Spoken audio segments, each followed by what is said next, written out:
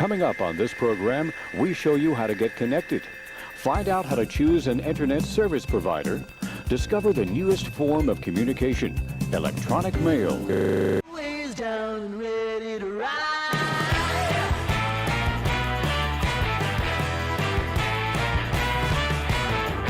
One by one, billion by billion, been holding up half the sky.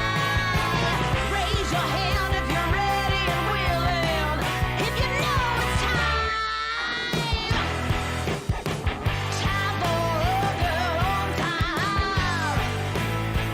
Time for a girl on time. Time for That's my cue. Where are you? Hi, guys. I hope everybody is doing well today. Oh my god, I'm coughing. We have to get right into it because we don't have time.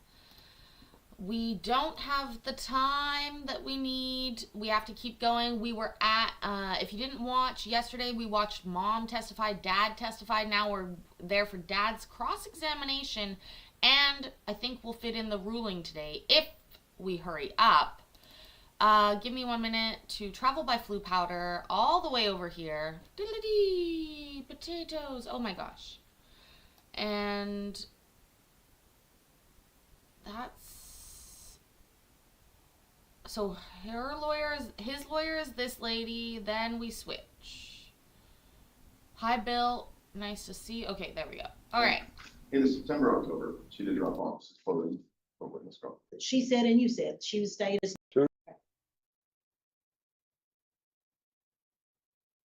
Oh man, you need earplugs at the kids' Witness. concert? Oh shit. Why is everything off center? Yes, sure.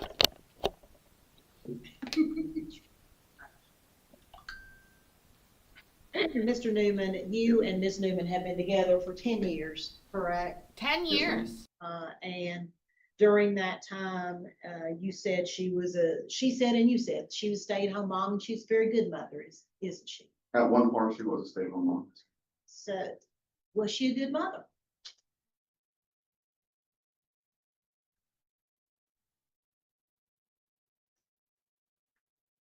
Define good mother. I'm asking you, Mr. Newman, was she a good mother? That's a very complex question. Well, sir, I don't think it's very complex. It's a yes or no answer.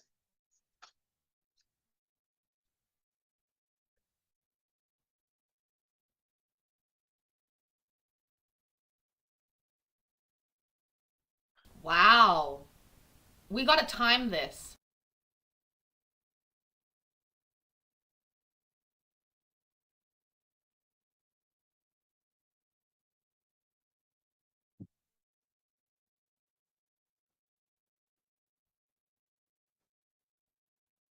No, I don't think she's a good mother. Now you said, and I wrote down what you said, just because we're in two separate households, that doesn't mean we can't be the same great team we have always been, Yes, ma'am. correct? And you testified that you and she shared the responsibilities when you all were living in the same home, is that right? At times, the relationship, yes, ma'am. And prior to her leaving the home in June, she and your mother were the ones that majority took these children to the doctors and to sporting events and all of those things, correct? No, Okay, so you deny that, correct. okay.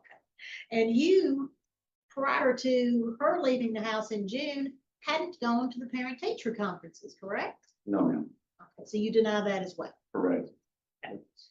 Now, you have been working with, how long have you been working at the job that you're at now? About a year and a half. Okay. And what is your position? Downtown Austin. I've been a patrolman, but now I've transferred over to downtown Austin.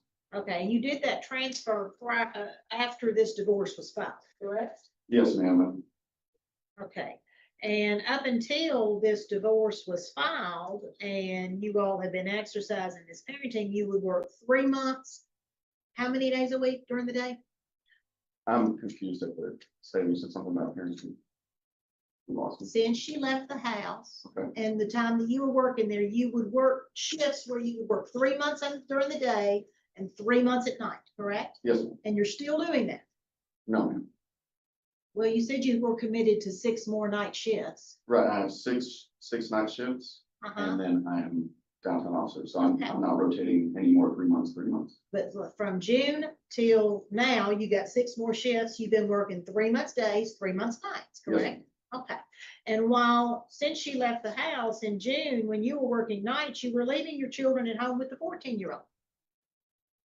Have I ever? Yes, I have. Okay. Do I regularly? No, ma'am, absolutely not. The majority of the time, we're with either my mother, my sister, you know. It's a takes a village. And you brought that 14-year-old here to court today, haven't you? Yes, ma'am. And you brought that 14-year-old here to court today to testify against my client, didn't No, you? ma'am. Okay, well, why did you bring the 14-year-old here? She wanted to express her opinions on the matter and On what matter? on, the separating of our family. And, you know, she's a very mature individual, and I felt that as long as it's not in front of everybody, if it was a private conversation, I felt that was okay. Okay. Especially because she's out of state, but she's not. There's been a lot of conflict between you and Ms. Newman with this separation, hasn't there? There's been some conflict, And that 14-year-old had suffered some of that conflict, hasn't she? almost. Okay. And you thought it was a good idea to bring a 14-year-old here today to try to get more time with these 2 children you have with Ms. Newman than she has. Isn't that the bottom line of what's going on? I support people who express themselves if it's safe and mature to do so. If she believes that she should stand up and say something.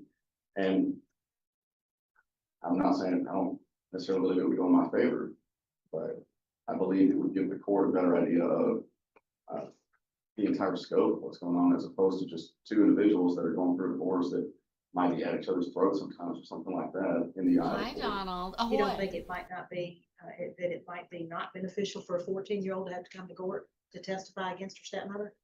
I don't believe in the situation it would be a negative impact. I did reach out to different counselors and to family members about that because I was a little conflicted. But in the end, no, as long as it's a protected environment, no, I don't think so. Now, you have brought to court with you today some calendars Yes, ma'am. that you said that you have been taking since Monica left the house. You've been writing down close at time from when she left. Is that what I understand? Yes, ma'am. That was your recommendation when we had our consultation. Okay. Now, Mr. Newman, and I want to bring to the court's attention that after I filed for this divorce, Ms. Wilkerson advised me that Mr. Newman had made a phone call to my office and had a phone call with me that I do not recall. I called the board. I got an opinion from the board, and I do not recall having a meeting, some phone consultation with Mr. Newman, and I want that on, I'm stating that for the record. All right, let the record reflect that that is the statement you've made.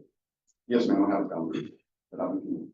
Now, you and Miss Newman went on vacation to the beach in June, didn't you? Yes, ma'am. Okay, and she didn't leave until the middle of June, correct? When her official move out date was. Correct. When was that? No, that's what you said, like the middle of June. I'm asking you. What was, June 11 okay, was her, I guess you'd say official move out date, but that's not whenever she left the house. and the week before that, you were all at the beach together. Yes, ma'am, most of the time. Yet you told the court that Monica only had 5 days in the month of June with these children. And I had them 20, and then together we had them for 5. And those together 5 were whenever we were together, which actually looks like it was 4. So I need to readjust that. Oh, no, the drive down was the 5th. Now, you heard Ms. Newman testify when she moved out of the marital residence, she moved into her grandmother's home and had to get it ready for the children. That's true, isn't it? Yes, ma'am. And it took her a few weeks to get that done, didn't it? No, Are you saying she lied? yes, ma'am. Okay, So she, in June, July, you say that she spent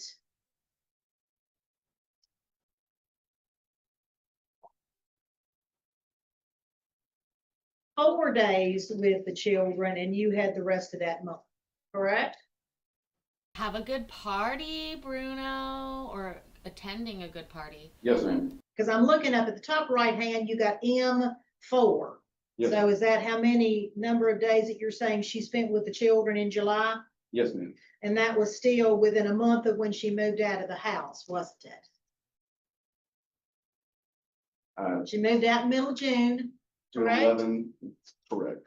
But Okay. it was, yeah, part of that month was still within a month of her move. Then you heard her say in August, she came to you and asked you to begin a week on, week off with her. Is that right? Is it right I heard her say that? You heard her say that, I correct? did hear her say, yes. ma'am. And did she come to you and ask you for a week on, week off? At some point, I believe it was September, but Okay. In August, you note that she had 9 days and you had the rest of the month. Is that right? yes, ma'am. Okay. Then in September, 30 days, you had that she had them 13 days, correct? Yes, ma'am. Okay. Then in October, you say that I've got at the top right hand 10 or 11 days in. Is that what you're noting that she had in October? Yes, ma'am. Okay, and October was the month she had training for a week, correct? Yes, ma'am. And that's why you had the children 3 weeks in a row, because a week of that time she was in training for her job, correct? Correct. Okay.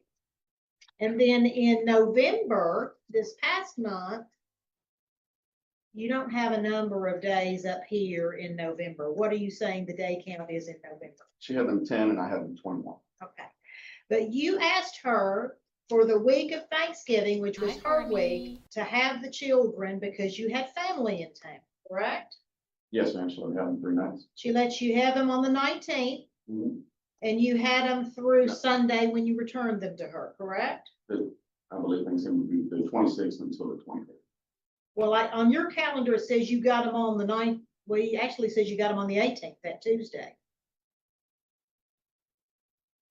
And she allowed you to I- have them, That was my week. I'm sorry. I had, so The next following week, the Thanksgiving. 26th, it says you got them on Wednesday, the 26th, Yes, ma'am. and returned them on, looks like you had them still on Sunday. And no, ma'am, she got them the 29th, the morning of the 29th, because her family wanted to do Thanksgiving on And- Saturday. And she returned them to you on that Sunday because that was your week. Yes, ma'am. Okay. So yeah, she gave me Now, 3. all of the exchanges, you talk about these exchanges, Mr. Newman, you've insisted that these exchanges be at your house, correct? Not necessarily. You have refused to transport the children to Miss Newman's house. I have offered plenty of times. I've offered to take them down and go hang out in the creek, to go spend time with grandma, to go down to her house. Have you Uh, done any exchanges with these children at Miss Newman's house? No, ma'am, she is very particular about her privacy down there, and I want to respect that, and I understand that. Whereas my home is being opened up, she's lived there before, there's not that. Have you Expectation. offered to meet her halfway to exchange the children? I have not, there hasn't been any, conversation of discontent with how the schedule's been going, and it seems to be very comfortable for the children and easy for everybody involved. She drives right through there. I mean, it's in the middle of town, right next to Spring Street. It's on the way to schools and shopping and everything else. You would agree that transitions for children, these children are difficult, Yes, ma'am, okay? absolutely. And would you agree that maybe if we did transition somewhere else, like at a mutually agreed place, it might be a little bit better for these kids? It could be, I could see that being a possible solution. Ms. Newman also asked you, in addition to doing the week on, week off, to sign a bus note with the transportation system at the Stewart County School System, correct? Yes, ma'am. So that the kids could ride the bus to her house and to your house, correct? Yes, ma'am, And you have refused to do that. correct. Why? Because I believe that the kids have a very good, safe, structured home at my home where they're well taken care of on all aspects, not just their basic needs of food and shelter, but also their academic needs, their emotional needs, their developmental needs are all taken care of there. I focus a lot on, I read a lot of books and speak to counselors and people that are much smarter than me about it. And so I provide that environment, and I also provide an environment where it's like, if you want to spend time with your mom, go spend time with your mom. If she wants to see you, she can see you. If you want to talk to her, you can talk to her. It's completely wide open, because the best thing for my kids is to have two parents that love them, that are involved, and that want to do these things. And I 100% have no problem with that. Like I said, I'm fine leaving the house if she wants to stay there and hang out with them. I'm fine her taking them. She wants to go get ice cream. I don't have any issue. I want her to be involved. I've always wanted her to be involved as a mother. Well, my question was, she's had these children on school days. Why have you refused to sign the bus note so that the kids can ride the bus to her house and her mother doesn't have to get up and take these kids and pick them up every day off? I'm hoping that the court will look at this and make a decision that, and determine that the children will have a much better, safer, more secure environment that's gonna develop them much better all the way around, and get to see both parents more if they stay with me throughout the school week. So why would I sign up for a school bus thing to eliminate that and to be more detrimental to my children? That doesn't make sense. So you thought it was more favorable to you coming to court today if you refused to sign the school bus note to allow the children to ride the bus to her home? No, ma'am. I thought it would be a better, in more favor, what better interest of the children if they have this environment to where all their needs will be taken care of. This guy's a real asshole. He's a cop and she's also a school resource officer. Part 2 is always the best, Mikey. The second version is always the best. Nice to see you. He is literally digging himself a hole here. The judge is going to summarize it really well very quickly here before he gets off the stand. He's going to have a couple questions for him. Sometimes there's awkward questions that you just have to answer. So you don't think they ought to go to Miss Newman's house at all during the school weeks? I believe that during the school week, they should catch the bus every day at my house, correct? Well, that wasn't my question. My question was, is it your position that you think that Miss Newman should not have any time during the school week with these children at her home No, she take them, pick them up, go hang out at her home. overnight? No, the purpose. Defeat the purpose of what, Mr. Newman? Of raising children in a safe, stable, and healthy environment. What about being a team like you testified earlier? Absolutely, she can come hang out with them anytime. She can take them out, she can tuck them in. I'll go to the gym, that's fine. So you don't think she should have these children at her home overnight during the school weeks? During the school week. Now, who is Williams' counselor? Can't recall her name. She's right down here at the bottom of the hill. You don't know Williams' counselor's name? Unfortunately, my recollection is not the best. That's why I keep notes. But I can't recall her name. And you haven't given that counselor's name to Miss Newman either, have you? Well, if I told the name, but I definitely said the place and what time it was. I think I did say the name, actually. So yeah, I guess if I had my He's phone, I real could mad say at her. But you can don't know tell. who it is. on the top of my head. But he does not see her anymore. Well, when did he stop seeing her? A couple months ago, because I'm transitioning him over to Meg Houston out of Paris. She's much more reputable with children. It would be a better fit for William. Okay, have you told Ms. Newman that you just decided to transfer William over to this person in Paris? And it's not a done deal yet. So you haven't told her that? I don't believe I told her it was transition, but she didn't seem very interested in the first one. So why would she be interested in the second? Do you just think that she's just not interested at all in her children? Is that your position? Correct. I wouldn't say at all. Now, with regard to support, you also, in addition to being a law enforcement officer, you have a real estate license. Yes, ma'am. Okay, and you're actually with a company, correct? What company are you with? EXP. And where is EXP? It's my firm's based out of Nashville, Franklin. And you've had that real estate license for how long? On and off, 11 years. Something. And you also worked for Keller Williams? Yes, ma'am. That's where I started real estate 10, 11 years ago. That's all the questions I have. That's it. Here we go. Mr. Newman, is Ms. Newman aware that you were working overnights during the summer? Yes, ma'am. Did she ask to have those kids overnight at all? No, ma'am. And Is she at home during the school week to take care of these kids? Objection. I'm not sure he knows when she's home and not. He says he doesn't go to her home, so I'll object to that. Okay, so, The objection is as to the foundation of knowledge sustained and left without a showing. okay, so when you guys were together, you lived together, Yes, ma'am. you knew her schedule. Yes, ma'am.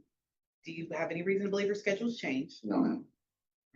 She testified anything today that her schedule's changed? She said that she's adjusted her schedule based so she can be home, but I'm not sure how she can adjust the schedule of Sango's, like, extracurricular. Or the other schools that she attends, picks up for. And so, to your knowledge, having lived with her, Hmm. is she home during the school? No, ma'am, not typically. Lucky if we had one day a week where she was home to have that.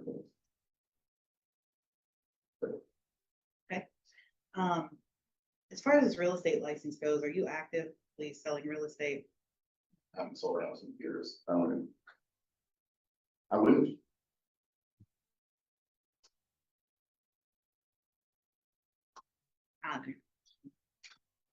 Nothing further, Judge.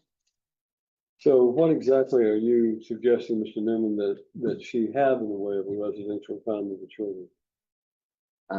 She can have, Do you hear his words, the way he speaks? He is extremely controlling. She can take them for ice cream. She can hang out. The judge is about to question him and make him very uncomfortable. whatever weekends that she prefers to have. We have, all the breaks, she's off on the summertime. Sometimes she has more time with the kids then. I'm very open to when she has it. Well, this is a temporary hearing, which means that all I'm supposed to be doing today is to say, while this case is pending before the final hearing, this is what the two of you are going to do.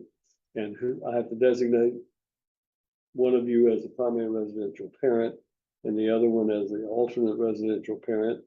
Or I could put both of you as a residential parent, equal residential parent, which is what she's asking. And then depending on if I make her the primary residential parent, I would have to set a schedule for you. Well, let me ask this. Assuming that I make her the primary residential parent of these children for some reason, what would you want to have with them? What would I want to have? Yeah.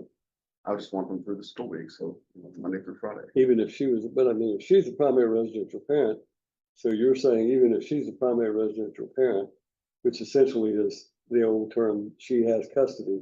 I'm trying to get you to look at it from a different perspective. You are only focused on the fact that you want the kids to be with you during a week, a school week. I'm asking you to put yourself in a different scenario and to look at if you were not the primary residential parent, if you were not the person who the children resided with primarily, what would you want to have in the way of time with the children? It's a large hypothetical. It is a large hypothetical, but it's the truth of what I have to decide because I have to make a decision. I know it's clear to you what ought to happen, but it's not so clear to me. I don't know either one of you. Right. All I'm hearing is both of you are offering me drastically contrasting versions of what has happened both before and during your separation. So I have to make a decision.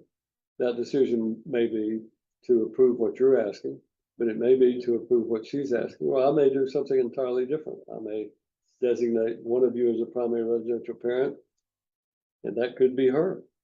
And if she's the primary residential parent, what would you want to do as far as how often you want to see your children?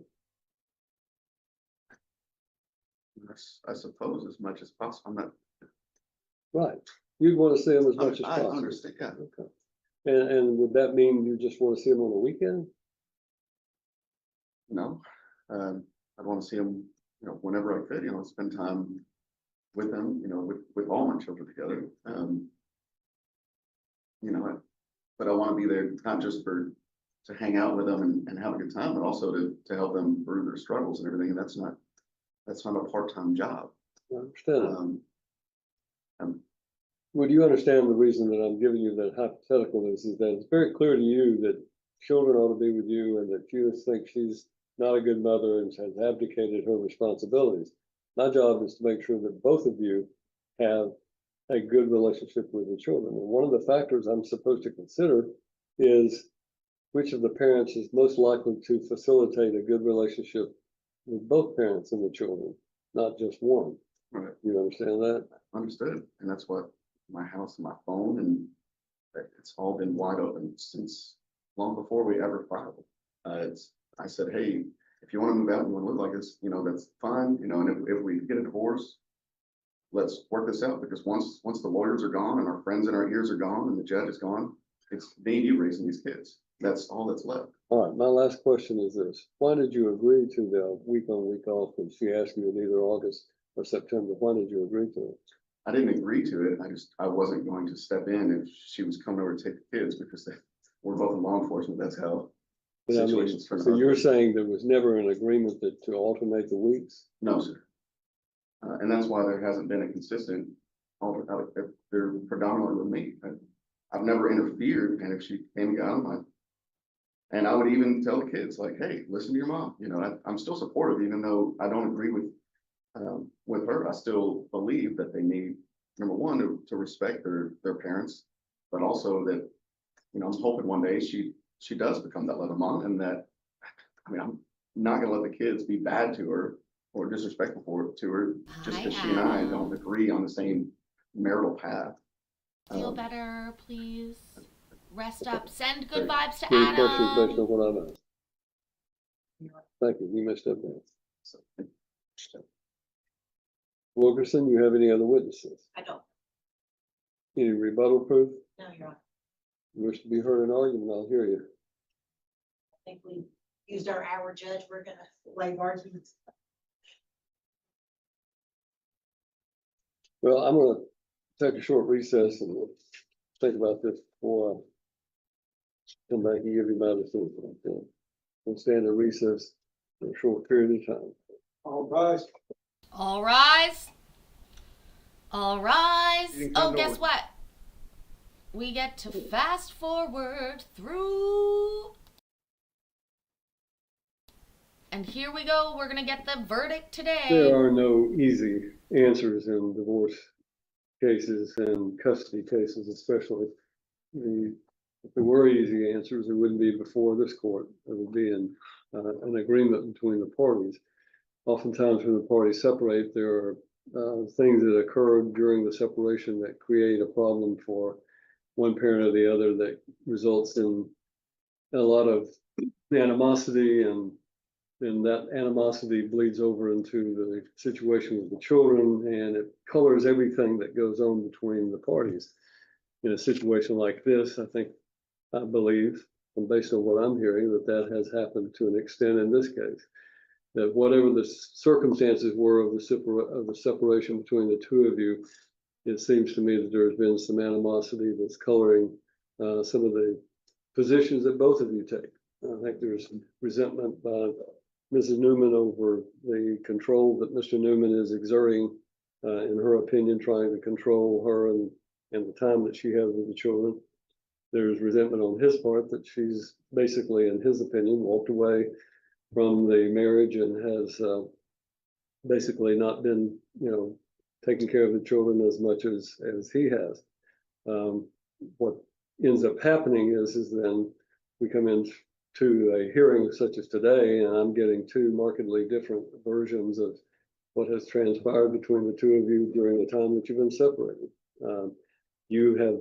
Mrs. Newman has testified that there was basically an agreement to equally share on a week on, week off, starting in August/September.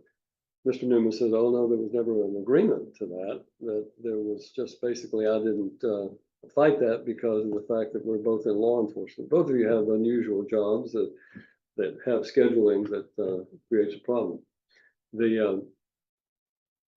The court, in making a decree for even temporary custody, has to follow the statutory guidelines that are given, and I would simply refer you to the Tennessee Code.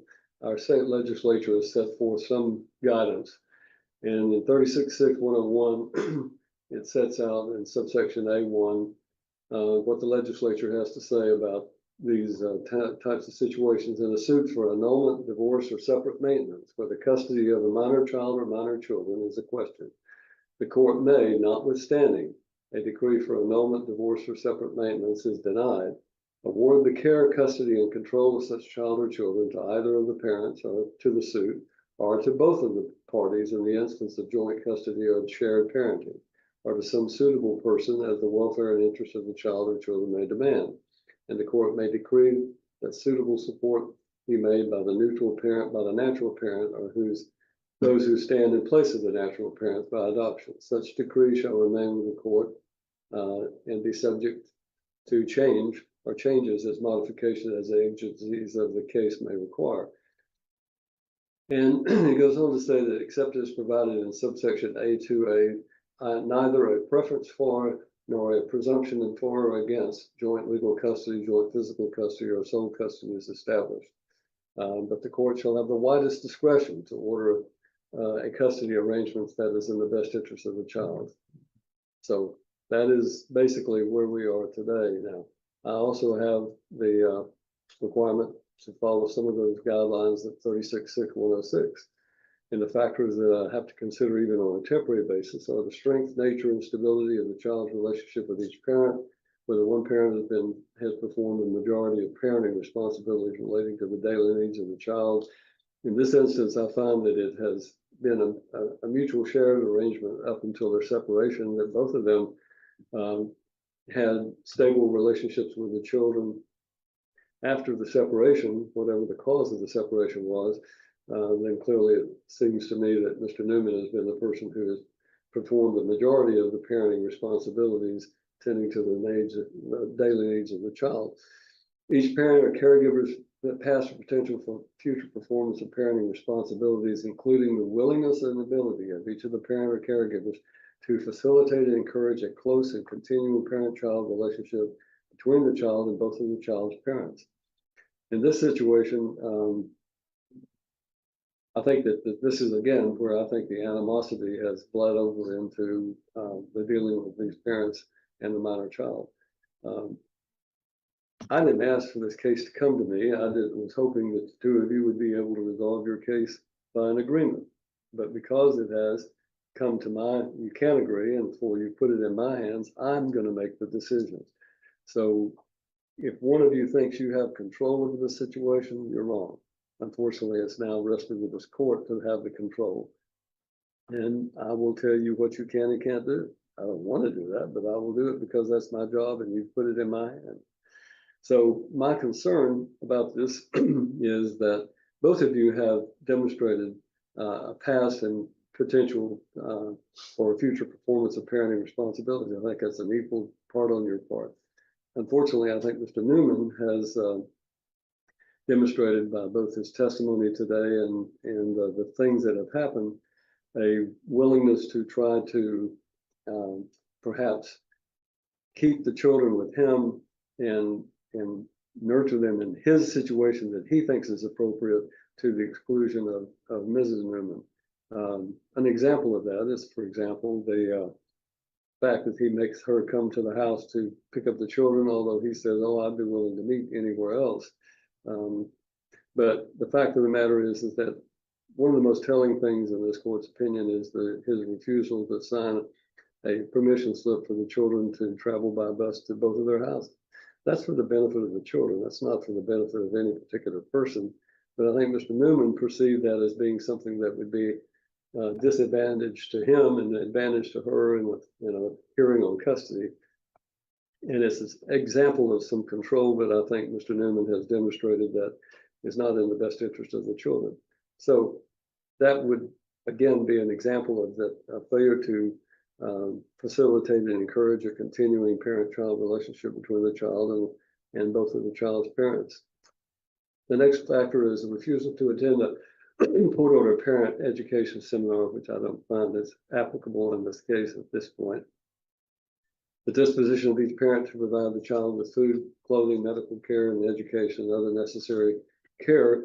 I think that is, again, equal in both parts, but I think that clearly he's probably provided the majority of support for the children due to the fact that he's had a longer period of time or a greater number of days than she has, and there's been no other exchange of custody. The degree to which each parent has been primary caregiver, and I've already dealt with that, but I think that currently this facts show he's probably been the primary caregiver for the children.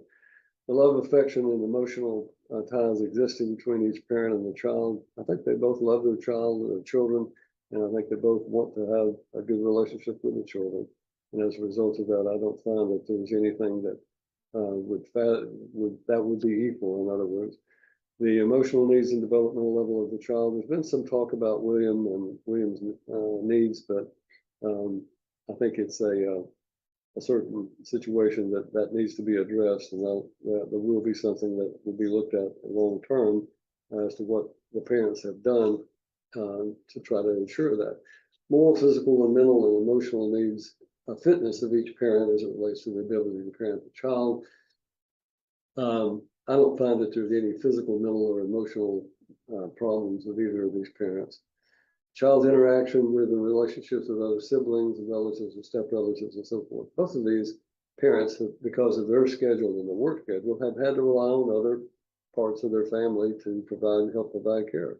The proof has been that Mr. Newman has worked at a job that has required him to work 3 months of nights, followed by 3 months of days, and that has been alternating. Now, the testimony he gives today is that has changed or is going to change, and he still had 6 days, according to what I wrote down, of care of where he'll have to work overnight. But he's relied on family to help him with that. In this court's opinion, one of the failings has been to leave a 7 and 8 year old child in the care of a 14-year-old overnight is not an acceptable parenting. That's my opinion, and I'm the one who's having to make the decision. If the building had caught on fire, with a 14-year-old had been sufficiently mature enough to be able to take care of everything that happened, if someone had attempted to break into the house with a 14-year-old had been sufficiently mature enough to do that. I understand he says that didn't happen every time, but apparently it was something that happened regularly. And as a result of that, I think it was highly questionable parenting on behalf of Mr. Newman to do that. And it won't happen again from these next 6 days. That 14-year-old will not be left overnight in the care of these younger children. But beyond that, I think that the interaction of his older children, I hate seeing children be brought into the middle of a divorce situation. And I hate to see a 14-year-old have to come to court for any reason, but to bring that child to court and potentially have that child testify places that child right in the middle of the dispute between her father and her stepmother. But it also puts that child in the middle of the dispute about her sibling, where she's been taking a role in the custody aspect of it. And that's regrettable in this court's opinion.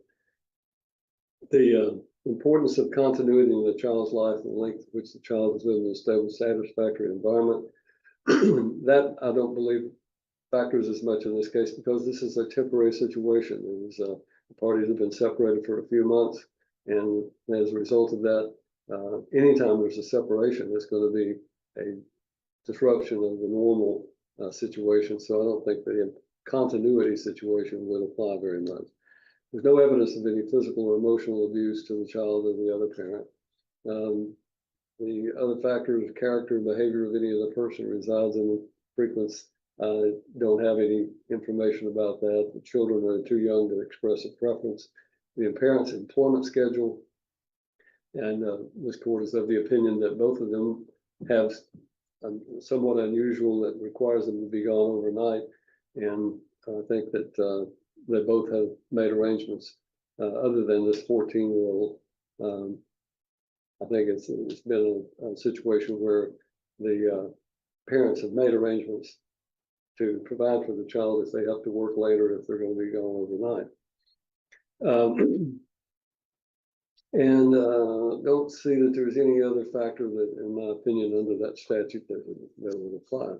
So keep in mind that a temporary parenting plan is just that. It is a as one of our old judges used to say, it is a means of keeping life and limb together until you get to the final hearing. Because this case has only been pending for a short while, by our standards anyway. This is an order that has to go down to try to preserve the situation between the two of you and for the children's benefit to allow you to get through to the final hearing.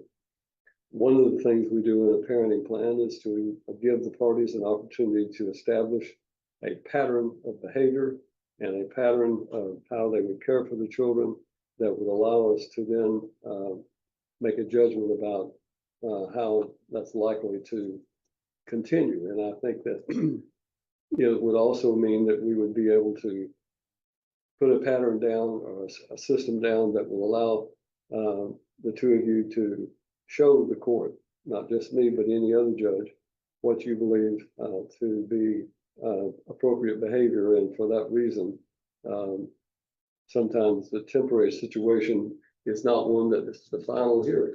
In other words, what I put down today is not necessarily going to be what the final hearing would be, but it will be an opportunity for the two of you to demonstrate your parenting.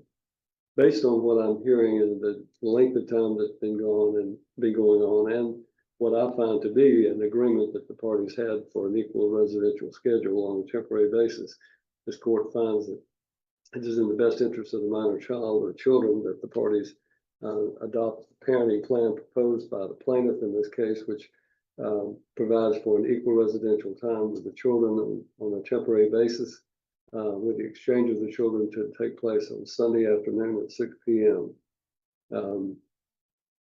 In the interim period, they will exchange at a they will exchange at a mutually agreed halfway point, or they can agree to split transportation with one of them, the person receiving the child providing the transportation.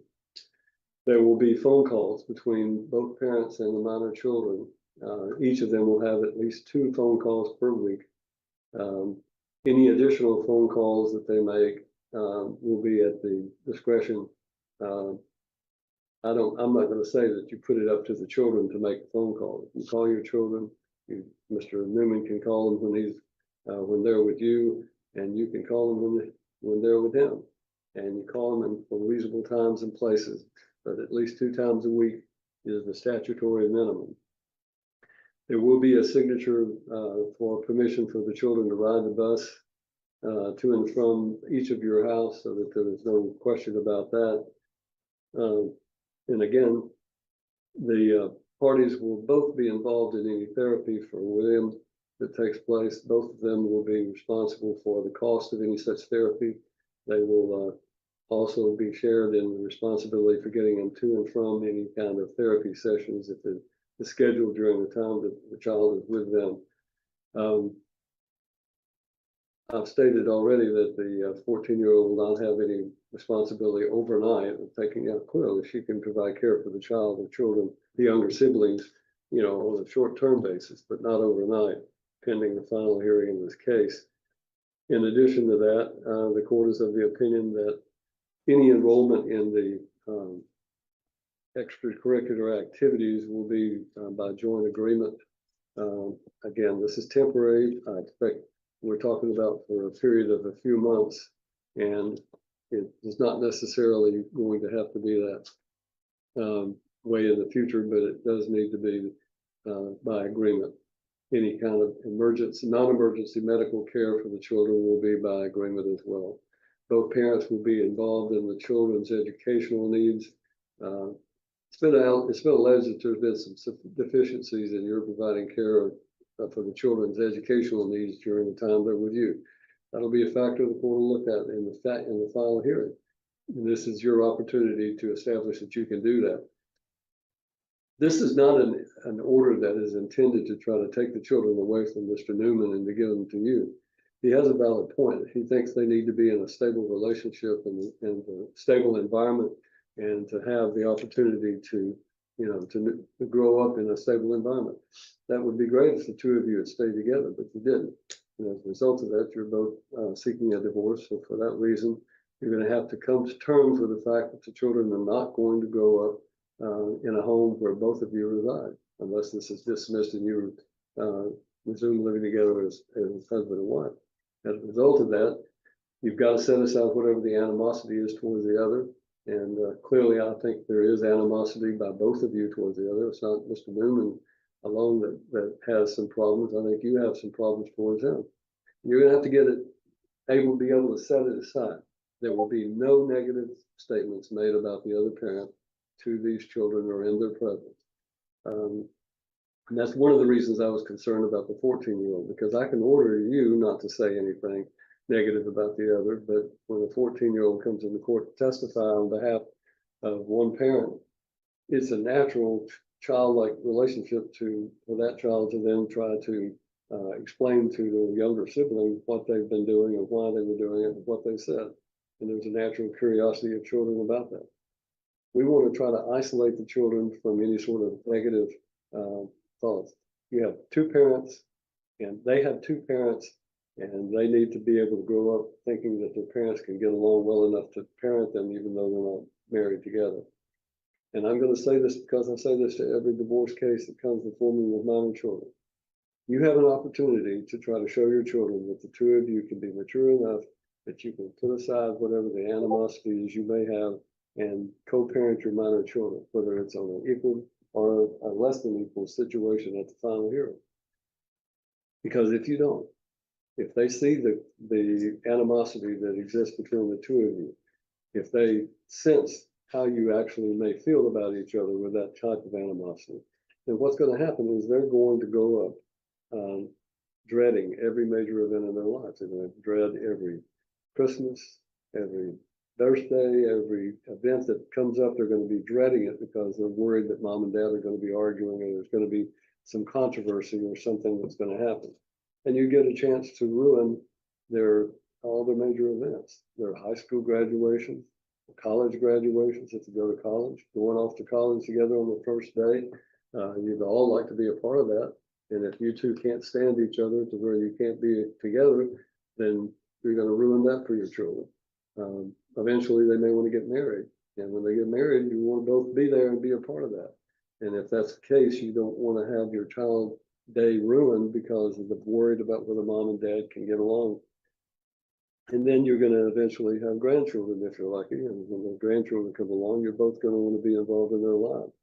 And as a result of that, I'm just trying to get you to think long term instead of the immediate pain that you feel. Going through divorce is no fun. And it's natural to have some animosity. It's natural to feel resentment towards the other and to feel like the other is trying to blow up your entire life. Mr. Newman has every right to feel like moving out suddenly after the situation, that this is disrupting the whole life and that he has a natural right to feel resentment. I'm asking him to put that aside, but you have to also keep in mind that how you act or what you do from this point forward is also going to be a factor that will be considered by the court at the final analysis and the final hearing. Mr. Newman, I don't expect that you're going to be happy with my ruling, but I think it is important to try to give both of you an opportunity to parent these children, and we'll see what happens. If the schedule doesn't work out to the advantage of the children, then it won't be the permanent schedule at the end. But I feel that under the evidence before me, this is the appropriate thing to do. Parties will exchange information regarding their income, and the issue of retroactive child support will be reserved if there is any claim for that. But in the interim, they will exchange information about their incomes, and child support will be calculated based upon that basis on a temporary hearing. And is there anything I have not addressed? The only question I have, Judge, is about this new therapy. Can we have order communication so that my client can talk to the therapist and maybe schedule? Both parties have an equal right to communicate with the therapist for William, and there's already been one selected, so we're not going to make any changes about that, but obviously Mrs. Newman has the right to be involved in that and should be involved in That's it. fine. We just don't want Mr. Newman making appointments on my client's week shoot. And that same thing, Do that. the same thing goes with the school. Both parties have the right to be involved in the school activities and so forth. All right. Ms. Turner will draw the order, and this court stands adjourned. All right. All rise. I think that was totally fair.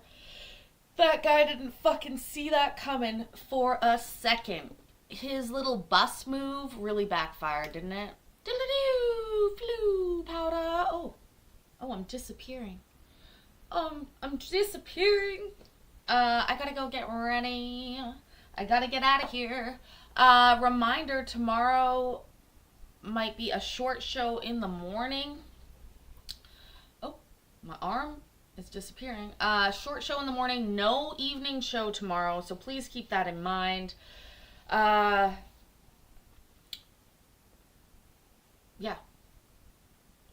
Thanks, guys. I appreciate each and every one of you for hanging out. We had such a great day, didn't we? Yes. Yes. Ideally, we'll be back to some night shows soon, so look forward to that. I don't want to hear it. Just do your job. I love you guys so much. Do me a favor. Remember, I love you, and I'm proud of you, and I will see you in the next video. Okay, bye. Bye, guys.